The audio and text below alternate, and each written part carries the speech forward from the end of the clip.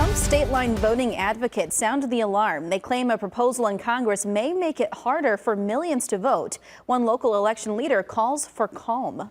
The U.S. House recently passed the Safeguard American Voter Eligibility Act. WIFR's Nathaniel Langley finds what voters could see if it takes effect. Supporters of the SAVE Act say it'll restore faith in state and national elections. Others claim it's redundant and may construct barriers at the ballot box. Democracy only works when everyone has an opportunity to be involved. Sharon Cook says the Trump administration keeps Freeport's League of Women Voters busy.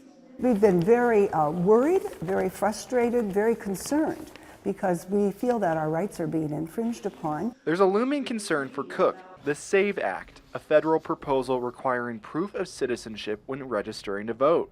And we already, when we register voters, we see two forms of ID. Some with the league worry what the legislation means for millions of women and minorities. It may be harder for them to come up with the birth certificate that matches the voter name they're using now. Well, the county clerk's office has been inundated with requests. Those handling elections report that rise isn't from possible voting changes. It's from real ID requests.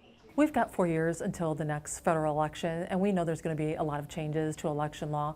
U.S. Representative Darren LaHood voted for the bill. In a statement, he calls it a common sense policy that strengthens our current election laws. Our legislators are always trying to make voting easy and convenient for as many voters as possible. Advocates argue the act will prevent election fraud. In Lori Gummo's 7 years in office, she's seen 0 cases of fraud in Winnebago County. If you want to try to circumvent the system, be my guest, and then you'll get a call from the state's attorney's office. In another statement, U.S. Representative Bill Foster claims the bill would be a logistical nightmare. If it passes, he believes the proposal eliminates mail and online voter registration services. Thank you, Nathaniel. Since passing the House, the SAVE Act moves into the Senate. There's no sign yet if the legislation has enough support to pass in that chamber. U.S.